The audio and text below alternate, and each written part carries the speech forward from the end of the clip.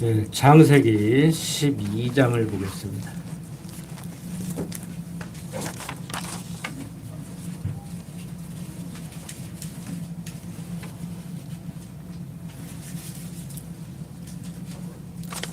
성경 창세기 12장 1절부터 9절까지를 제가 읽도록 하겠습니다.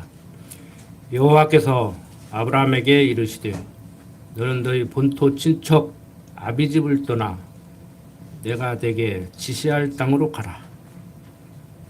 내가 너로 큰 민족을 이루고 네게 복을 주어 내 이름을 창대케 하리니 너는 복의 근원이 될지라. 너를 축복하는 자에게는 내가 복을 내리고 너를 저주하는 자에게는 내가 저주하리니 땅의 모든 족속이 너를 인하여 복을 얻을 것이니라 하신지라. 이에 아브라함이 여호와의 말씀을 쫓아갔고 롯도 그와 함께 갔으며 아브라함이 하란을 떠날 때 그 나이 75세였더라. 아브라함이 그 아내 사레와 조카 롯과 하란에서 모은 모든 소유와 얻은 사람들을 이끌고 가나안 땅으로 가려고 떠나서 마침내 가나안 땅에 들어갔더라. 아브라함이 그 땅을 통과하여 세겜 땅 모래 상수리 나무에 이르니 그때 가나안 사람이 그 땅에 거하였더라. 여호와께서 아브라함에게 나타나 가라사대 내가 이 땅을 내 자손에게 주리라 하신지라. 그가 자기에게 나타나신 여호와를 위하여 그곳에 단을 쌓고 거기서 베델 동편 산으로 옮겨 장막을 치니 서는 베델이요 동은 아이라. 그가 그곳에서 여호와를 위하여 단을 쌓고 여호와의 이름을 부르더니 점점 남방으로 옮겨갔더라. 자, 창세기 12장 내용을 살펴보게 됐는데 지난 시간 내용을 간략하게 정리를 하면은 가인이 아벨을 죽인 후에 하나님께서는 아벨 대신 셋을 주셨죠. 그리고 아담이 아벨 대신에 낳은 셋의 후손으로 노아가 태어났는데 그 당시 사람들이 다 부패했습니다. 당대 의인이라고 하나님으로부터 칭함을 받은 노아는 방주를 준비하라고 하신 하나님 말씀대로 방주를 준비했고 120년 후에 홍수가 났을 때 노아 가족만이 방주에 들어가서 살아남을 수 있었습니다. 하나님께서는 홍수 후에 다시는 물로 멸망시키지 않겠다고 하늘에 무지개를 걸어 약속을 주셨음에도 인간들은 또 이런 어려움에서 벗어나고자 바벨탑을 쌓게 됩니다. 한마디로 과학적 방법으로 하나님의 섭리를 막아보려고 하는 어리석음을 범하고 있는 겁니다.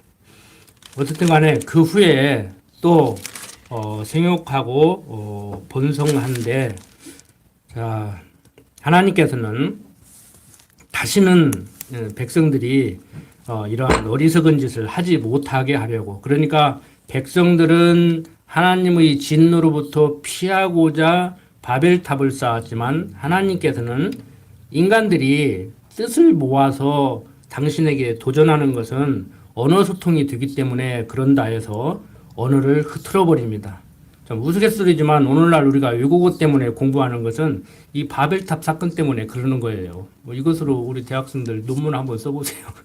왜 언어가 이렇게 다양한 언어가 생겼는가. 원인을 근원을 찾아서 근거를 밝혀서 논문을 쓰면은 다양한 언어가 존재하게 된 이유 그러면은 박사학위 논문 나올 겁니다. 자, 좀 분위기 좀 이렇게 좀 풀으려고 농담을 했는데 어쨌든 간에 뭐 농담으로만 듣지 마시기 바랍니다. 자, 하나님께서는 이렇게 언어를 혼잡하게 하셨죠. 그리고 이제 창세기 11장 10절부터 보면은 셈의 자손 그다음 창세기 10장부터 보면 야벳의 자손, 함의 자손, 셈의 자손들이 어떻게 번창하게 되는가를 쭉 얘기하고 있습니다. 그런데 10장에서 야벳, 함, 셈의 자손에 대해서 언급을 하고 11장에 넘어가 보면은 10절부터 다시 셈의 자손에 대해서 조금 더 구체적으로 얘기를 하고 있지요. 11장 10절부터 다 안 보고 23절부터만 보겠습니다. 12장하고 연결시키기 위해서 11장 23절 보면 나홀을 낳은 후에 200년을 지내며 자녀를 낳았으며 나홀은 29세에 데라를 낳았고 데라를 낳은 후에 119년을 지내며 자녀를 낳았으며 데라는 70세에 아브라함과 나홀과 하란을 낳았더라. 데라의 후예는 이러하니라. 데라는 아브라함과 나홀과 하란을 낳고 하란은 롯을 낳았으며 하란은 그 아비 데라보다 먼저 본토 갈대아 우르에서 죽었더라. 아브라함과 나홀이 장가들었으니 아브라함의 아내 이름은 사레며 나홀의 아내 이름은 빌가니 하란의 딸이요 하란은 밀가의 아비며 또 이스가의 아비더라. 사레는 잉태하지 못함으로 자식이 없었더라. 데라가 그 아들 아브람과 하란의 아들 그 손자 롯과 그 자부 아브람의 아내 사레를 데리고 갈대아 우르에서 떠나 가나안 땅으로 가고자 하더니 하란에 이르러 거기 거하였으며 데라는 205세를 향수하고 하란에서 죽었더라.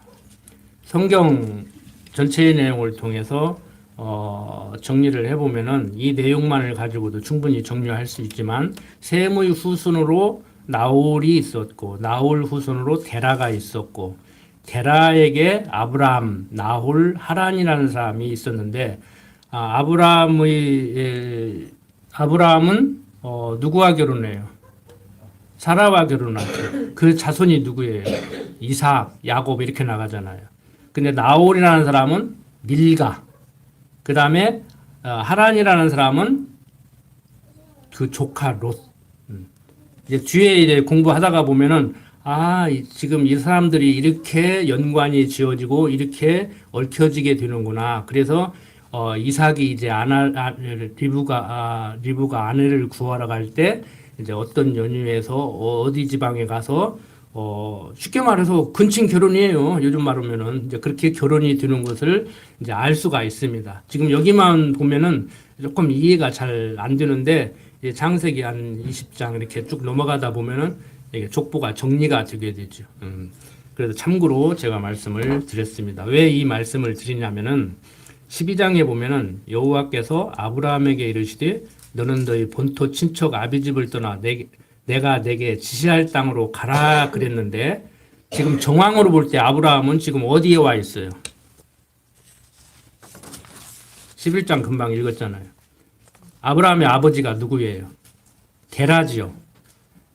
자, 31절, 11장 31절 보면은 데라가 그 아들 아브라함과 하란의 아들 그 손자 롯과 그 자부 아브라함의 아내 사레를 데리고 갈대아 우르에서 떠나. 지금 갈대아 우르는 어디냐면은 지금 지도상에 유프라테스 강, 티그리스 강. 학교에서 4대 문명의 발상지라고 하는 데예요. 메소포타미아 문명지요. 지금 이라크 지역입니다. 이라크. 그러니까 갈대아우르라는 것이 두 동네예요. 나포 성산하듯이. 갈대아우르가 한 동네가 아니고 갈대아 마을, 우르 마을 이렇게. 그 갈대아우르 지역에서 살았었는데 거기에서 아버지 데라가 어떤 사람이었냐면은 우상 만들어서 파는 사람이었어요. 독실한 기독교인이 아니라고 요즘 말하면은 우상 만들어서 파는 사람이었어요. 요즘 뭐 좋게 얘기하면 성구사 사장 정도? 근데 성구사 사장도 아니야. 뭐 여호와를 섬기는 사람도 제대로 아니라고 이 사람이. 자, 그런데 이 사람이 지금 갈대아우르를 떠나서 어디로 향해 가요? 가나안을 향해서 지금 가는 거예요. 지금 아브라함의 아버지 데라는 갈대아우르를 떠나서 지금 하란까지 왔어요. 그러니까 인간적으로 볼 때 왜 왔는지 우리는 알 수 없어. 이미 성경을 어느 정도 공부한 입장에서 보면은 하나님께서 가나안 땅으로 인도하시려고 여기까지 지금 인도하신 것을 알 수 있지만 지금 정황으로 볼 때는 여기까지만 성경을 읽어보면은 잘 몰라요. 몰라요. 데라도 알고 갔을까? 데라도 몰랐을 거야. 우리는 조감을 나니까 지금 하나님이 데라를 가나안으로 인도하시려고 지금 하란까지 데리고 왔다고 결론을 내리고 얘기하지만 데라도 어떻게 하다 보니까 거기까지 나름대로 생각을 했겠지요. 자기는 돈 벌으려고 해외에 나가서 돈 벌으려고 옛날 중동에 갔는지 모르지만 하나님은 거기에 어떤 사람을 예비해 놓고 복음을 전하게 하려고 보내듯이 어떤 사람은 아프리카에 가난하고 병든 사람들을 치료해 주기 위해서 사명감을 가지고 갔지만 하나님께서는 그건 내 생각이고 복음을 전하게 하려고 보내듯이 데라는 그렇게 갔을 거란 말이에요. 그러면 여기서 데라가 하나님이 지금 인도하는데 아브라함이 지금 하나님이 인도하는데 데라는 어떻게 해서 하란까지 왔든지 간에 아브라함은 지금 아버지를 따라서 지금 가고 있는데 하나님이 뭐라고 얘기해요? 여호와께서 아브라함에게 이르시되 너는 너의 본토 친척 아비집을 떠나 내가 내게 지시할 땅으로 가라 그런단 말이에요. 그러니까 여기가 지금 뭐 갈대아우른가 지금 하란을 지금 지칭해서 하는가? 너는 너희 본토 친척 아비집이 괜한 얘기했네. 여러분들 머리 혼란스럽게 갈대아우른가 하란인가는 잘 몰라. 뭐 이걸 또 논쟁을 하더라고 신학교 수업 시간에 여기 어디냐. 근데 그게 어딘가가 중요한 것이 아니고 뭐 갈대아우르라게도 큰 문제가 안 되고 지금 하란에 와 있으니까 하란이라고 해도 큰 문제가 안 되는데 문제는 뭐냐면은 아브라함에게 지시했으니까 아브라함이 예 하고 가면 가고 못 가겠습니다. 우리 아버지는 어떻게 해서 여기까지 온지는 모르지만 우리 아버지 여기까지 온 것도 참 이상하고 이해가 안 되고 우리 고향 떠나면 고생이잖아요. 특별한 문제가 없으면 저희 뭐 사촌 중에 하나도 그러더라고요. 성산 집 팔고 땅 팔고 이사 가니까 집안이 망해야 그 땅 팔고 가는 것인데 땅 팔고 간다고 그러더라고. 얼마나 흥을 나고 그런지는 모르지만 자우지가 문제는 이게 조금 히브리어 그 원문으로 보면은요 한국어 문법에는 없는 단독 의지밀의 용법이에요. 그러니까 아브라함에게 가라고 하신 그 하나님이 가게 하는 거예요. 하나님은 명령하고 아브라함은 예 하고 준행을 하는 것이 아니고 그러니까 요즘 우리 한국어로 번역하면 어떻게 번역을 해야 이게 그 의미가 전달이 되냐면 여호와께서 아브라함에게 이르시되 너는 너희 본토 친척 아비집을 떠나 내가 내게 지시할 땅으로 가라고 하셨다. 그렇다고 해서 아브라함이 거절할 수 있는 것은 아니었다. 가라고 하신 하나님께서 가게 하시는 섭리를 지금 말하고 있는 것이다. 이렇게 번역을 해야 돼요. 그 내용을 전달을 하려면은 그러니까 이걸 단독 의짐이라고 그래요. 말씀하신 하나님이 명령하시는 하나님이 가지 않으면 안 되게 만들어. 가게 만들어. 그런데 그 과정은 아까 말씀드렸듯이 조금 전에 말씀드렸듯이 자기 어떤 계산에 의해서 지금 움직이고 있단 말이에요. 그러니까 이면에서 섭리하시는 그 하나님을 우리는 바라봐야 되죠. 근데 그걸 바라봐야 편해. 그런데 제 생활을, 제 경험을 보면은 그걸 이론적으로 알고 있어도 금방 해결이 되는 게 아니에요. 지금 하나님이 가게에서 간다. 하나님이 나를 지금 인도하시기 때문에 내가 이렇게 사는 거다 인정해 두면서도 아픈데 어쩔 거냐고. 응? 배고픈데 어쩔 거냐고 하나님. 말은 하나님이 배고프게 하니까 배고프야지 그러는데 하나님이 배고프면은 괴롭다니까요. 응? 하나님이 배고프게 해서 배고프니까 행복해요? 그러니까 어설프게 공부하면 사람이 이상하게 된다니까. 그래서 제가 깊이 있게 이제 묵상하십시오. 지금 이 자리에 앉아 계신 여러분들 정도는 박 목사님하고 오랜 동안 공부를 했으니까 되새김질을 하면서 목사님이 전달하고자 하는 것을 다 전달을 못해요. 말로 하다가 보니까. 지금 오늘 제가 전달하고자 하는 것도 한 3시간은 해야 돼. 충분히 제가 전달하고자 하는 대로 욕심을 부리면은. 그래서 여러분들이 자꾸 되새김질을 하고 목사님이 가르쳐준 것보다 그러니까 선생도 제자를 잘 만나야 하고 제자도 선생을 잘 만나야 하거든요. 그리고 뭐 어떤 사람 같이 개떡같이 얘기해도 찰떡같이 알아들으라 그런 차원이 아니고 하나를 가르쳐주면 정말 똑똑한 제자는 열을 알고 하나를 가르쳐주면 2개 정도는 알면 괜찮고 뭐 하나 가르치면 하나 정도 알면 따라갈 만하고 근데 막 10개를 가르쳐줘도 하나도 모르면 답답하지. 말로 하다 보니까 이제 그렇다는 얘기인데 여러분들은 아마 최소한 하나 가르쳐주면 2개 정도는 아시지 않는가. 죄송합니다. 10개라고 안 해서. 그 정도면요, 우스운 거야. 이론적으로 10개지. 10개는 그런 세상에서도 하나 가르쳐주면 10개 하는 것은요, 응? 그건 청출어람이라고 그러잖아요. 스승이 가르치면 스승을 능가하는, 제가 언제 컸어? 그래가지고 한 10년 가르치면 제자한테 이제 배워야 될 입장, 그 정도 돼야 돼. 그래서 역사적으로 뭐 그런 사람들은요, 몇 명 안 나왔어. 몇 명 안 나왔어. 응. 뭐 칼빈, 뭐 칸트, 막 소크라테스 이런 정도 돼야 돼. 우리는 하나 가르쳐 주는데 하나 정도 알아도 괜찮아요. 아주 똑똑한 거야. 여러분들 자녀들 학교 교육 시켜 보면 아실 거예요. 아실 거예요. 자, 과정은 하나님께서 그렇게 해서 그렇게 하신다. 이렇게 저렇게 해서 그렇게 하신다. 그러니까 성경으로 하나님에 대해서 잘 모르면 하나님이 내 인생을 어떻게 인도하는가, 역사를 어떻게 주관하는가, 내 인생의 주관자는 누군가, 역사의 주관자가 누군가를 모르면은 내가 왜 이러고 있는지 잘 모르지요. 이게 맞는지, 응? 이렇게 하는 것이 옳은지 그런 것이지 모르지요. 응? 근데 하나님도 모르면서 맨날 옳고 그러느니 맞느니 틀리니 이래야 되느니 저래야 되느니, 응? 그러고 산단 말이에요. 저부터도. 그게 이제 우리를 굉장히 괴롭히죠. 이제 알아도 괴롭히고 인정을 해도 괴로운데 그걸 모르니 얼마나 괴롭냐고 속이 뒤집어지지 이제. 자, 아브라함은 이제 본토 친척 아비 집을 떠나 가라고 하면서 또 2절에 보니까 그냥 가라고 하는 것도 아니야. 가면 고생이다. 뭐 바울은 제자들한테 내가 고생같이 너도 고생해라. 막 예수님까지라도 막 남은 고생을 채워라. 막 그러던데 이거 아브라함은 큰 축복을 받았어요. 내가 너로 큰 민족을 이루고 내게 복을 주어 내 이름을 창대케 하리니 너는 복의 근원이 될지라고 얘기를 합니다. 뭐 가기 싫어도 가야지. 3절 너를 축복하는 자에게는 내가 복을 내리고 너를 저주하는 자에게는 내가 저주하리니 땅의 모든 족속이 너를 인하여 복을 얻을 것이니라 하신지라. 이에 아브라함이 여호와의 말씀을 쫓아갔고 롯도 그와 함께 갔으며 아브라함이 하란을 떠날 때 그 나이 75세였더라. 그러니까 아브라함이 간 거 아무것도 아니에요. 이거 여러분들 같으면 안 가겠어요? 안 가면 이상하지? 그런데 지금 상황이 우리가 일반적으로 보편 상식적으로 우리들의 어떤 그 가지고 있는 그런 기복적이고 신비주의적인 신앙으로 성경을 보면 오해할 수 있기 때문에 제가 문법적인 얘기까지 이렇게 말씀을 드린 거예요.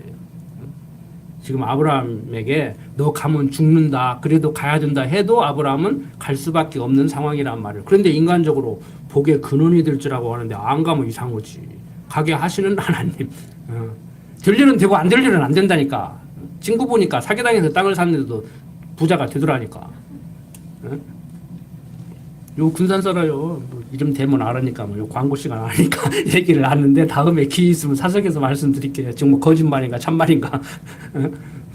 자, 5절 아브라함이 그 안에 사레와 조카 롯과 하란에서 모은 모든 소유와 얻은 사람들을 이끌고 가나안 땅으로 가려고 떠나서 마침내 가나안 땅에 들어갔더라. 아브라함이 그 땅을 통과하여 세겜 땅 모래 상수리 나무에 이르니 그때 가나안 사람이 그 땅에 거하였더라. 여호와께서 아브라함에게 나타나 가라사대 내가 이 땅을 내 자손에게 주리라 하신지라. 그가 자기에게 나타나신 여호와를 위하여 그곳에 단을 쌓고 거기서 베델 동편 산으로 옮겨 장막을 치니 서는 베델이요 동은 아이라. 그가 그곳에서 여호와를 위하여 단을 쌓고 여호와의 이름을 부르더니 점점 남방으로 옮겨갔더라. 그 땅에 기근이 있으므로 아브라함이 애굽에 우거하려 하여 그리로 내려갔으니 이는 그 땅에 기근이 심하였습니다.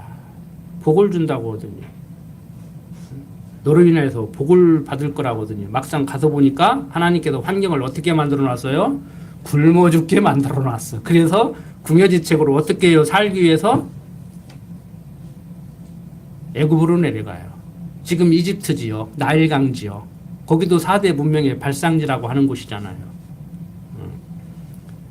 그런데 문제가 그가 애굽에 가까이 이를 때 그 안에 사례더러 말하되 나 알기에 그대는 아리따운 여인이라. 애굽 사람이 그대를 볼 때 이르기를 이는 그의 아내라 하고 나를 죽이고 그대는 살리리니 원컨대 그대는 나의 누이라 하라. 그리하면 내가 그대로 인하여 안전하고 내 목숨이 그대로 인하여 보존하겠노라 하니라.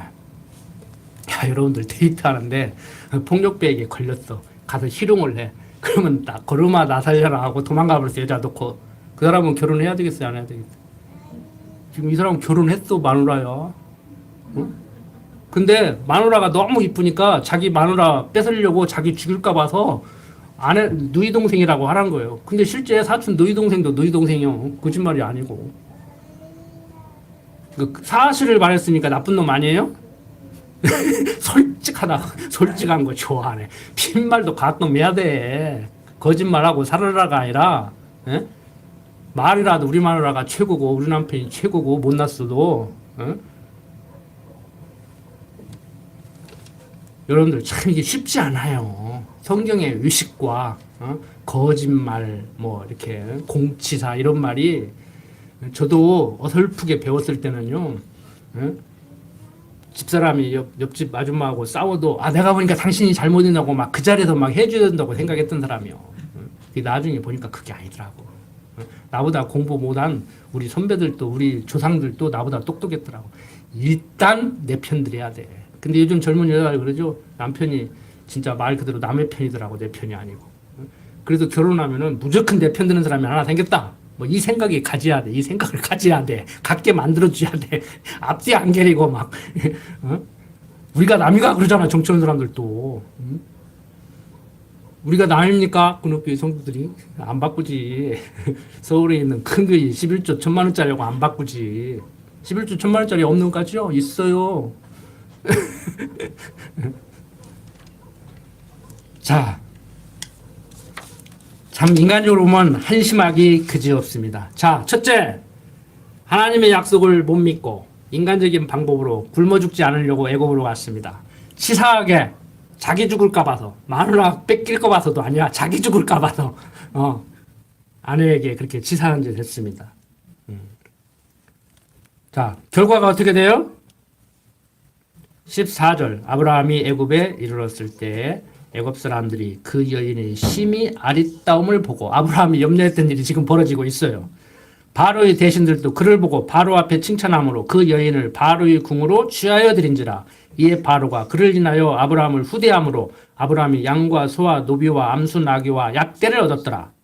여호와께서 아브라함의 아내 사레의 연고로 바로와 그 집에 큰 재앙을 내린지라.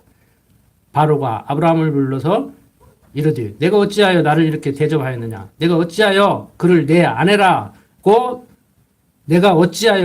아내라고 내게 고하지 아니하였느냐. 내가 어찌 그를 누이라 하여 나로 그를 취하여 아내를 삼게 하였느냐. 내 아내가 여기 있으니 이제 데려가라 하고 바로가 사람들에게 그의 일을 명하며 그들이 그 아내와 그 모든 소유를 보내었더라.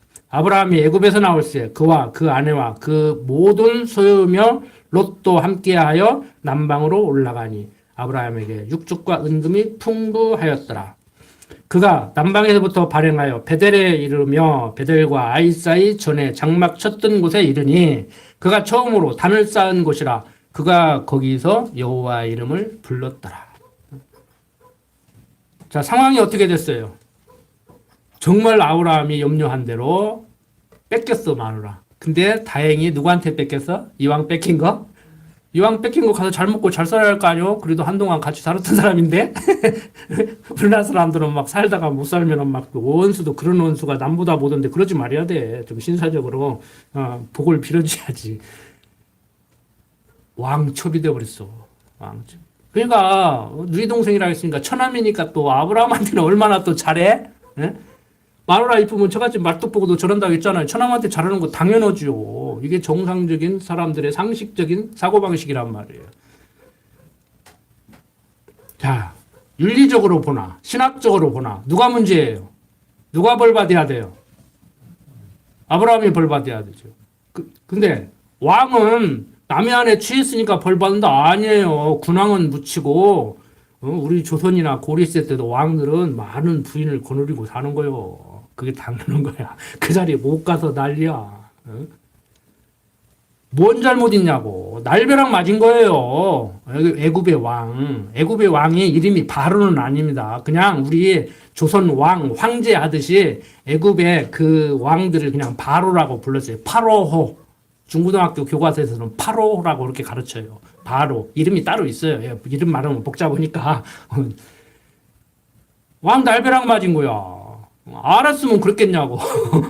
어? 그러니까 얼른 내줘요. 왜 너 거짓말해가지고 나 날벼락 맞게 만드냐. 그 치사하게 다 안 빼서 그래도 한때 몰라서 그랬지만 아내로 취했던 사람이니까 그냥 많이 주워가지고 가라는 거야. 너 때문에 나 혼날 뻔했다고. 큰일 날 뻔했다고. 가라는 거야. 자, 날벼락은 누가 맞았어요? 바로가 맞고 애굽의 왕이 맞고. 돈은 누가 벌었어요? 해결됐네. 굶어 죽게 생겨가지고 애굽을 갔는데 먹을 거 해결됐다고. 참 이걸 어떻게 설명해야 돼? 이걸 도덕적으로 어떻게 설명해야 되냐고 이걸. 굶어 죽게 생기면 거짓말 하라고 가르쳐요. 굶어 죽어도 그냥 거짓말 하지 말고 빌어먹지 말고 강도질 하지 말고 혀를 깨물고. 제가 그런 소신을 가지고 살거든요. 지금도 사실 굶어 죽으면 굶어 죽었지 아순소리 하지 말고. 저는 우스갯소리로 그래요. 난 두둑질을 하면 강도질한다. 왜 치사하게 담탄없냐. 아예 대놓으라고 안 주면 죽인다 그러지. 나 굶어 죽기 싫다. 이것 좀 내놔라. 막 그렇게 먹고 살지. 힘 있는 사람들은 그렇게 사는 거요. 지금 우크라이나 봐요. 막. 뭐 미국이 우리나라는 그렇게 안 할 줄 아십니까? 가스라 테프트 조약이라고 1800년대에 미국하고 일본하고 짝짝꿍 해가지고 미국이 야 일본아 너는 조선 먹어라 나는 필리핀 먹을게 서로 모르는 채라 그랬어요. 그리고 영국하고 또 일본은 또 짝짝꿍 해가지고 영국이 우리 인도 먹을게 너 조선 먹었지 우리 모르는 채라 그랬다고 서로. 근데 뭐 성주기 들고 나와서 데모나가고 있고 목사들이 무식하게. 자 정치 얘기도 뭐 국제 외교 관계도 지금 얘기하는 것이 아닙니다. 잘못하고 상관없이 그 잘못하라는 얘기 아니에요. 또 잘못과 상관없이 하나님의 약속은 지켜져요. 어떤 것을 보고 조건을 보고 하나님이 약속해 준 것도 아니고. 자 아브라함의 아버지 데라는 우상장사였어요.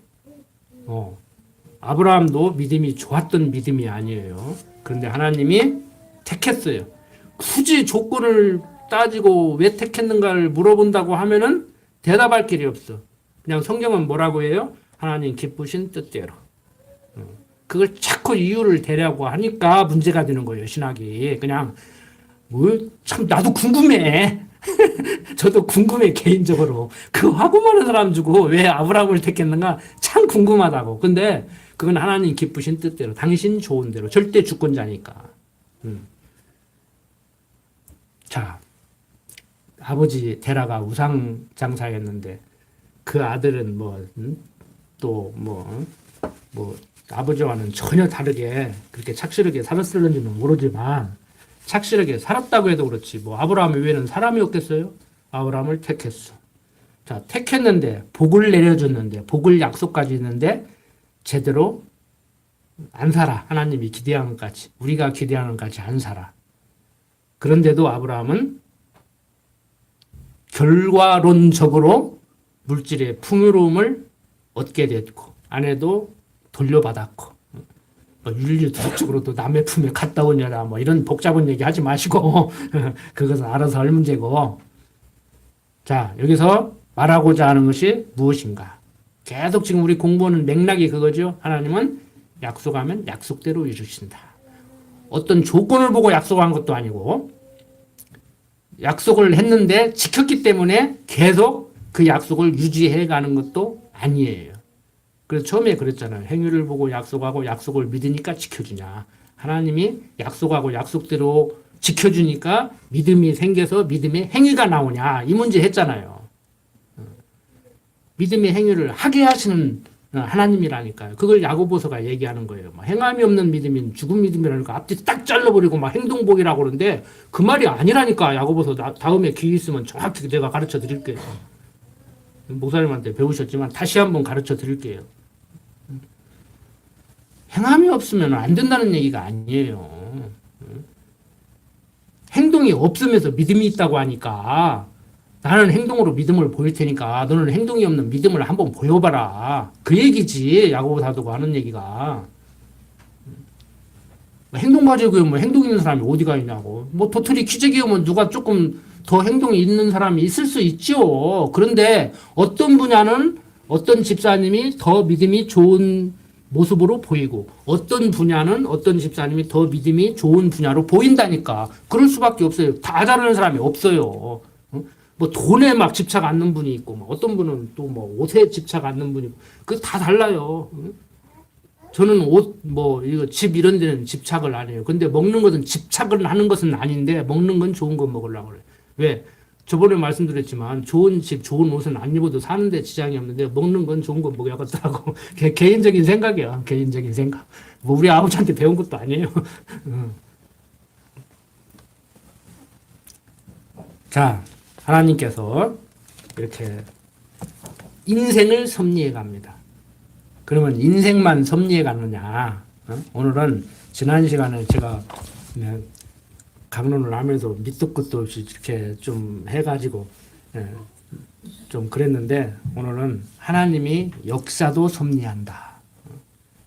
그러니까 지금 우리가 성경과 하나님 그리고 역사와 어떤 관계가 있는가? 우리는 성경을 대할 때 성경으로 하나님을 배우는데 뭐 내 인생 생활이야 이제 하나님을 요거로 알고 살면서 경험해가면서 배우잖아요. 그런데 이제 조금 폭을 넓히면은 과연 역사와는 어떤 관계가 있는가 잠깐 정리를 하고 마치려고 합니다. 지금 성경적인 어떤 역사관을 공부하기 전에 서론적으로 말씀을 드리면 BC와 AD에 대해서 말씀을 드렸죠. BC 이렇게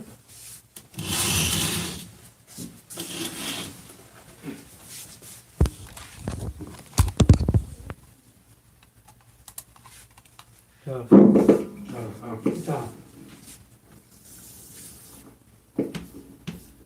여기 예수님 오시기 전을 BC라고 하고 예수님 오신 후를 AD라고 하는데 BC는 영어로 Before Christ 그러니까 그리스도 오시기 전 여기는 라틴어로 아노 도미나이 그러는데 주님 오신 후 그러니까 그리스도로 오신 예수님이 주님이라는 얘기죠. 이 역사 표기 방법대로 하면은.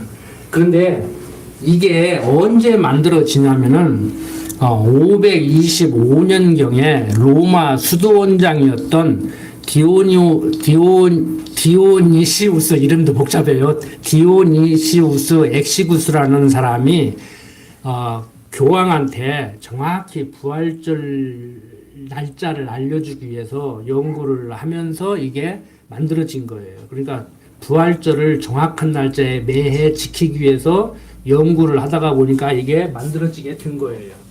그러니까 이 AD 525년경 이전에는 각 나라별로 나름대로 달력을 만들어서 썼다고. 우리도 그러듯이. 그러니까 이 달력이 BC 그러니까 이때 45년경에 BC 예수님 오시기 전 이때 45년 전에 이때 로마에서는 율리우스력이라는 달력이 만들어져요. 그런데 그것은 이집트 애굽에 있던 달력을 근거로 기반으로 BC 45년 전에 율리우스라는 달력이 만들어진다고. 지금 우리가 이게 사용하고 있는 이 달력은요, 이게 그레고리 13세, 교황 그레고리 13세. 그러니까 이게 언제 만들어지냐면은 1582년도에 만들어져요. 지금 우리가 쓰는 달력은. 근데 우리가 이거 쓰는 것도 얼마 안 됐잖아요. 근데 지금 달력은 우리가 이제 학생들은 다 알 거예요. 그리고 뭐 어르신들도 뭐 인터넷 다 하실 줄 아니까 한번 쳐보면은 자세히 설명이 나와요. 그런데 포털 사이트에 있는 지식 조심해서 보십시오. 전적으로 그 비판 능력, 판단 능력 없이 보시면은 잘못된 지식이 심어져요. 그러니까 제대로 글 쓴 사람들이 보세요. 제대로 글 쓴 사람들이. 걸러서 봐야 돼요. 걸러서. 100% 믿지 말고. 잘못된 게 많으니까. 자, 어쨌든 간에 이집트력을 근거로 BC 45전에 로마 율리우스가 율리우스력을 만들었고 사람 이름입니다. 그 다음에 1582년도 교황 그레고리 13세에 의해서 지금 우리가 쓰는 그레고리력을 쓰고 있는데 부활절은 525년경에 여기 525년경에 그 로마 수도원장이 이 부활절을 계산하기 위해서 연구하다가 보니까 이 BCAD라는 이 단어를 사용하게 됐다. 여기를 기본으로 나눠졌다. 그런데 이때면은 우리는 남은 0, 그때는 0이라는 개념을 안 썼어요. 수학계에서 0이라는 개념이 아직 그 뒤에 생기게 된다고. 그래서 그냥 바로 1년 이래버려요. 바로 여기가 1년 이래버려요. 우리 한국 나이도 남은 한 살이잖아요. 뱃속에 있는 거 계산해가지고. 이제 그거하고는 차원이 다르지만.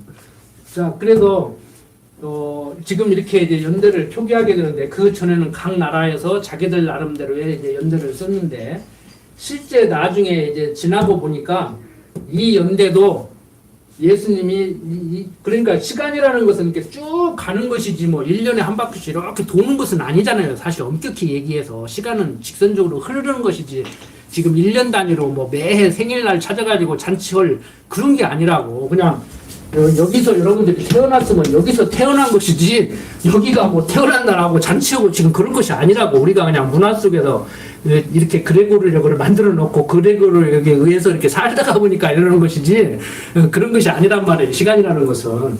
근데 자 이제 이것을 이렇게 해놓다가 보니까 문제가 되는 거예요. 그래서 우리나라에서는 어떻게 가르쳤어요? 말을 바꿨죠. 이제 기원전, 기원후. 그러니까 엄격히 얘기해서 한국 사람 정서로는 단군 기원전, 단군 기원후 그래야 말이 돼. 그런데 여기가 그리스도 오시기 전, 그리스도 오신 후 하면은 기독교적인 용어 말이 돼버리니까 그걸 거기에서 벗어나려고 하다가 보니까 그냥 막연히 함으로 기원전, 기원후 이렇게 된 거예요. 계속 떠들었더니 초등학교 때 좀 가르치더라고. 자, 그런데 요즘 기독교가 대세는 아니거든요, 사실. 숫자로 보면 이슬람이 엄청 많습니다. 그러다가 보니까 이제 이걸 바꿨어요. 요즘 미국, 영국 이런 나라들은 이미 바꿔서 사용하고 있어요. 그래서 이거 주보에 나온 대로 BCE 이렇게 Before Common Era 해가지고 공동연대 이전, 그 다음에 C 해가지고 Common Era 해가지고 공동연대. 그러니까 여기는 이전이라는 말을 붙였는데 여기는 이전이라는 말을 붙였는데 여기는 그래서 세계적으로 이제 역사를 연구하는 사람들은 그냥 BCE, CE 이렇게 사용을 합니다. 학생들 이게 우리 집사님들은 참고로 아세요. 애들은 질문하고 물어보는데 엄마가 아빠가 모르고 있으면 좀 그러잖아요. 자, 그러면은 역사는 우리가 왜 배우냐? 이제 사람들은 역사를 이렇게 구분해서 이걸 기반으로 이제 역사를 연구하고 가르치고 그러는데 역사를 왜 배우냐? 자, 역사를 왜 배운다고 생각하세요, 여러분들?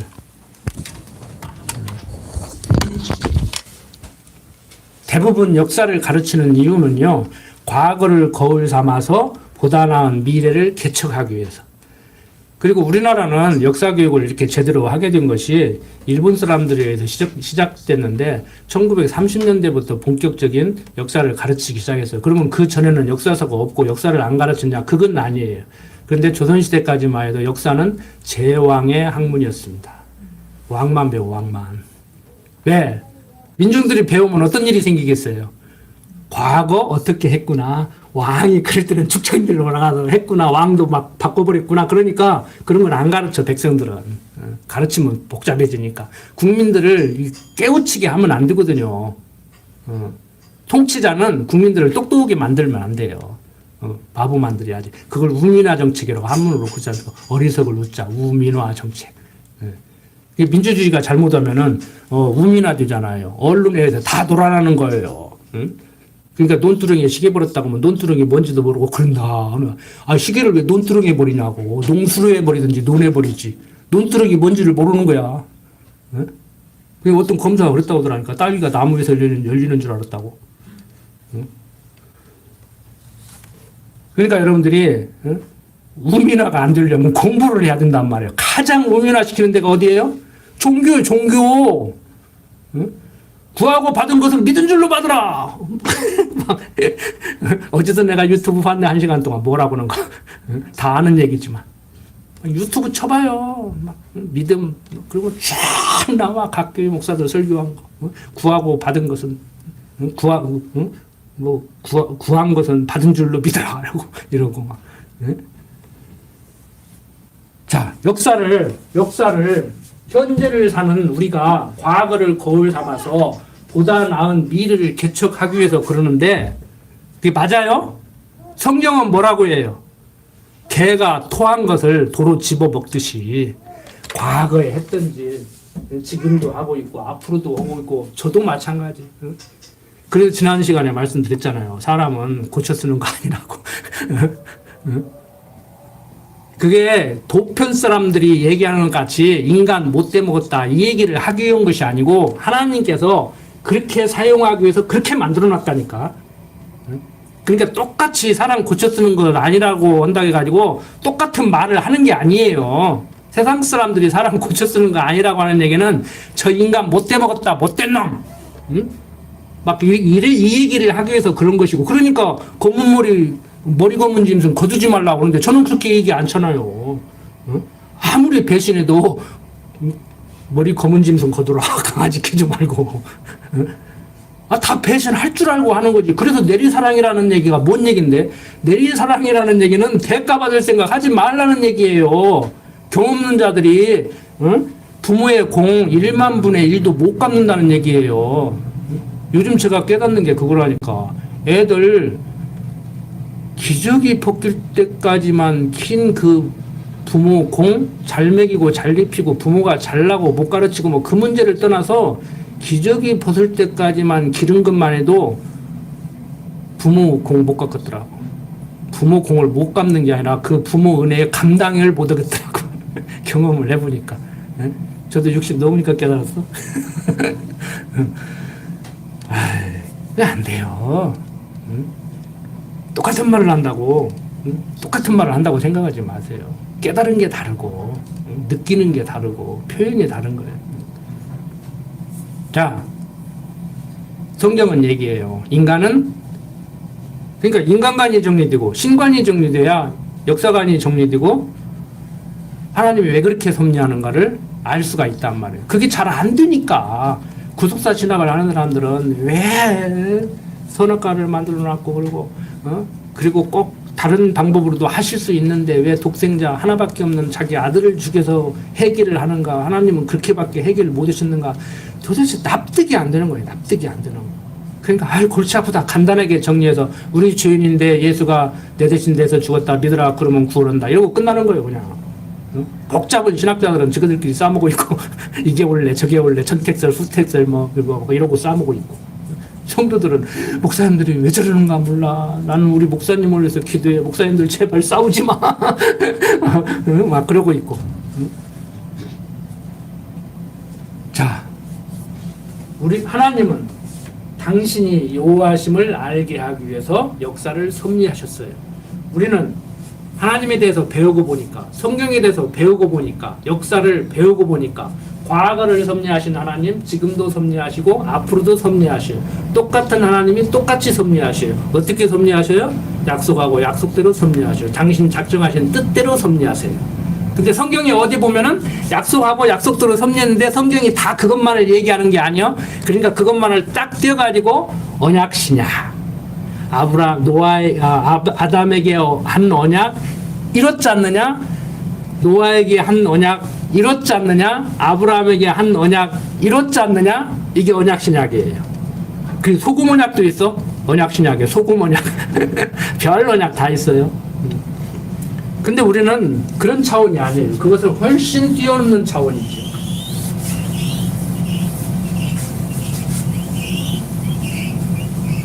자.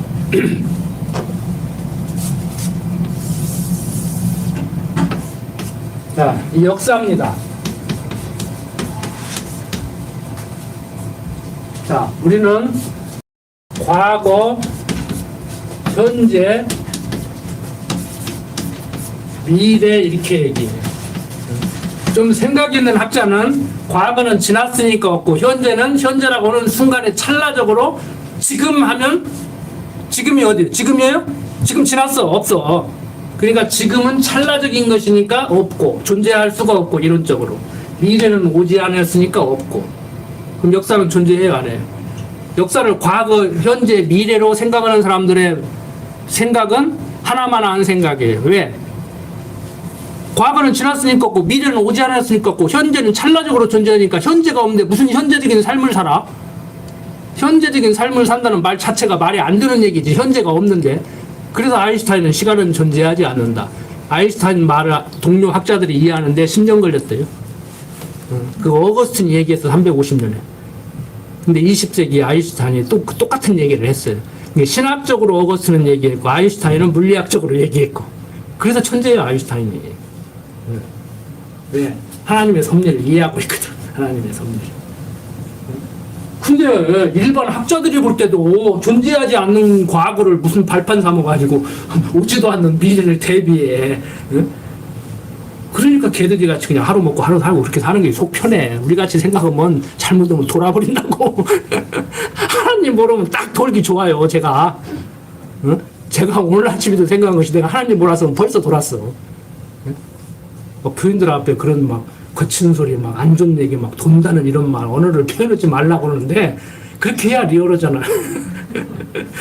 머리가 조금 안 좋아진다 그럴까?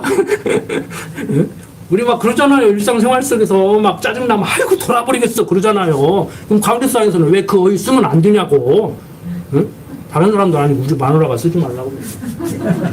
쓰지 말라고 하니까 더 하잖아. 목사님도 하지 말라고 하면 더 하잖아 막. 응? 설교 10분 만에 그러면 20분 해버리고. 하는 말이나 잘 들으라니까. 응? 자꾸 다른 것 가지고 시비 오지 말고.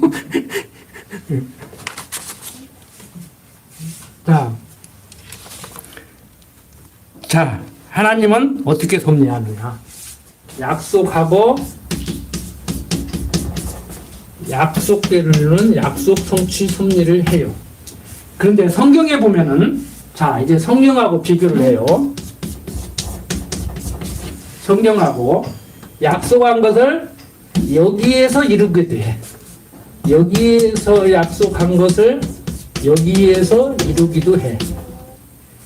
여기에서 약속한 것을 여기에서 이루기도 해. 시간적으로 보면은. 그런데 학자들이 뭘 봤어. 과거의 학자들이 뭘 바짝 봤어요. 그래서 우리가 예수 오시기 전 BC라고 연대를 정해놓은 그것을 뭐라고 얘기해요? 구약. 여기를 신약이라고 얘기해요. 그래서 일반 학자들이 그렇게 얘기합니다. 이단들도 그렇게 얘기해요. 구약을 뭐라고 얘기해요? 언약이라고 그렇게 얘기해요. 그 신약을 뭐라고 얘기해요? 성취라고 얘기해요. 그래서 일반 학자들도 일반 신학자들도 우리만 그렇게 얘기하는 것이 아니고 언약하고 언약대로 이루시는 하나님이라고 얘기해요. 그래서 거기에 초점을 맞춰서 가르치는 신학이 언약 신학이에요. 그 얘기했잖아요. 하나님 나라 신학, 언약 신학, 구속사 신학. 우리는 그냥 성경 신학이라고 얘기하잖아요. 근데 그냥 성경 신학이 아니고 언약 성취사적 성경 신학. 그러니까 지금 아브라함에게 한 언약을 얘기하면서 왜 역사를 얘기하느냐.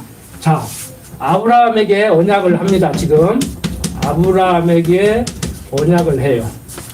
이 아브라함에게 한 언약을 이루어 나가요. 어디에서? 이스라엘 역사를 통해서. 그러니까 이 구약의 이 역사가 아브라함에게 한 언약을 그대로 이루어 나가는 섭리의 내용이에요. 그걸 성경에 담아놨어요. 자, 그러면 왜 아브라함에게 언약을 하고 이스라엘 역사를 통해서 그걸 이루어 나가시느냐? 첫 아담에게 한 언약을 둘째 아담 그리스도를 통해서 이루실 것을 보여주는 거예요. 보여주는 거예요. 그래서 이걸 모형이라고 그래요. 모형이라고, 그림자라고. 그래서 일반 신학에서 모형론이라는 걸 또 하나씩 가르쳐. 근데 우리하고 다르게 가르쳐. 자, 어떻게 가르치냐? 이 사람들이 말하는 모형론이라는 것은 요나가 물고기 뱃속에 들어갔다 나온 것은 그리스도가 십자가에 죽으시고 3일 만에 살아나는 것을 보여준 거다. 요나의 물고기 3일은 예수 그리스도의 십자가 사건의 모형이다. 이게 기존 신학에서 말하는 모형론이에요. 저희가 말하는 모형론은 뭐냐면은 아담에게 한 언약을 둘째 아담 그리스도를 통해서 이루실 것을 아브라함에게 약속하고 이스라엘 역사를 통해서 이루어 주므로, 야, 내가 아브라함에게 약속하고 이루어 주는 거 보니까 아담에게 한 약속을 둘째 아담 그리스도를 통해서 이루는 것을 믿겠냐 못 믿겠냐, 믿을만 하냐 아니냐, 이걸 보여주는 거예요.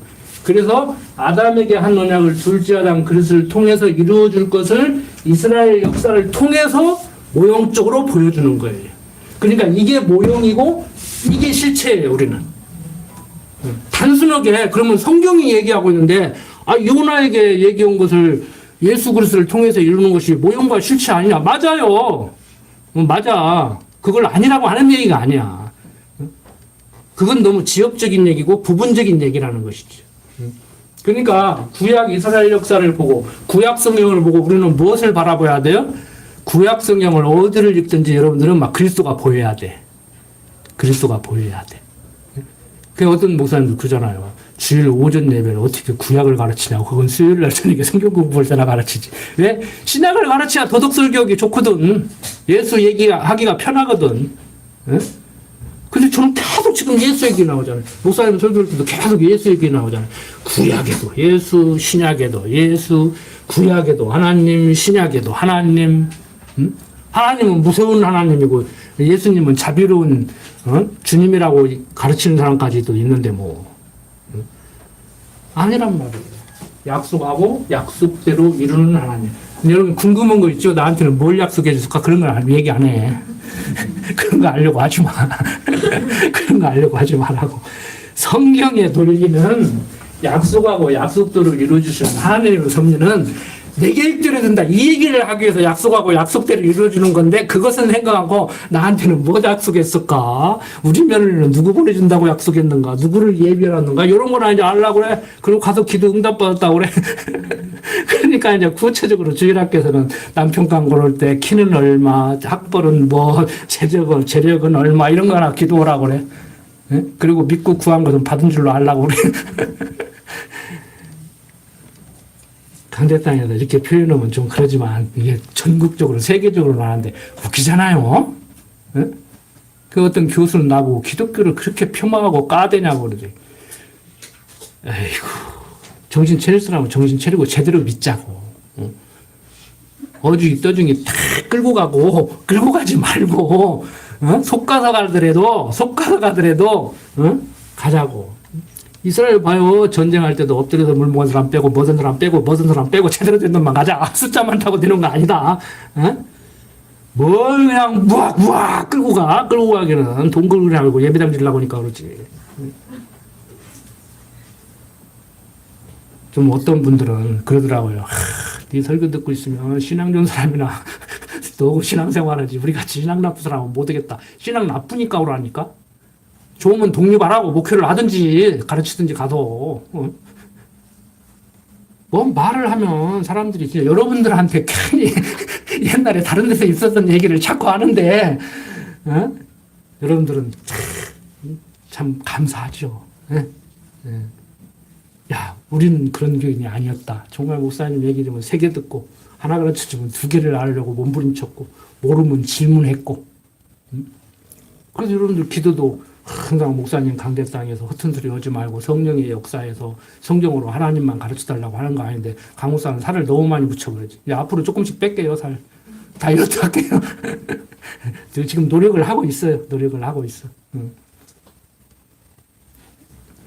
여러분들 정말 우리 하나님 백성입니다. 저 부족합니다. 내가 과연 강대상에서 가르칠 자격이 있는가? 때로는 저를 돌아볼 정도로 제가 부족해요. 그렇지만 우리 서로 부족한 걸 인정하고 복음을 위해서 같이 협력하는 동역자의 길. 잘난 사람이 못난 사람 끌고 가고 막 너는 내 말 들어라 막 이게 아니고 그냥 서로 어우러져서 가는 복음을 위해서 협력하는 동역자. 그 우리 동역자잖아요. 동역자. 그래서 여러분들이 정말 믿는 것과 아는 것이 하나 되어서 살아간다는 이 군옥교회 성도로 살아간다는 것이 얼마나 감사한 일이고 다행스러운 일이고 그 다음에 뭐 예배당을 좀 짓고 성도들끼리 어려움을 서로 돕고 우리가 경제적으로 여유로워지면 제 꿈이 그거거든요. 우리 교회 안에서 돈 없어서 공부 못하는 학생 없고 돈 없어서 치료 못하는 사람 없고 그런 것까지도 해결되면 얼마나 좋겠습니까? 내용은 없고 그런 것만을 목표로 하니까 문제가 되는데 그런 교회는 잘 되잖아 오히려. 내용 있는 교회는 초라하게 보이고 우리 형님부터도 막 그렇게 잘 가르치면 교인이 늘어나야 될 거 아니냐. 그렇게 잘 가르치니까 늘어나냐. 그러니까 이거 문제가 있는 거 아니냐. 근데 문제가 있지. 어떤 집사님 같이 조금만 설교 바꾸고 조금만 하면은 집사들한테 막 차도도 타고 막 대접받고 막 음식도 자주 대접받고 목사님 좋다 소리 듣는데 같은 말을 해도 강대상에서 막 성도들 가슴이나 콕콕 찔리게 말하고 막 믿음 없는 사람은 나오지 말라는 같이 얘기하고 막 그런다고 그러는데 결국에 그 사람 떨어지더라고. 결국에. 아니에요. 얼마나 나를 띄엄띄엄 봤으면은 그 이상한 데로 끌고 가려고 자꾸 나를 오라고 그러고 그래. 한 달에 100만 원씩 줄게 그래. 한 5년 수월해 준다고. 굶어 죽으면 굶어 죽지 거기 가겠냐고. 기도합시다. 아버지 하나님 심령에 편안함을 얻고 살아가게 하여 주시옵소서. 하나님의 역사 섭리를 믿고 살아가게 하여 주시옵소서. 내 인생길 하나님께서 여호와 일에 예비해 놓고 임마누엘 함께 하시면서 인도하심을 알게 하여 주시옵소서. 아브라함보다도 더 형편없는 우리지만 하나님의 약속 백성이기 때문에 하나님께서 보호하시고 지켜주심을 인정하고 살아가게 하여 주시옵소서. 부족한 종 예수님 이름으로 기도드립니다. 아멘.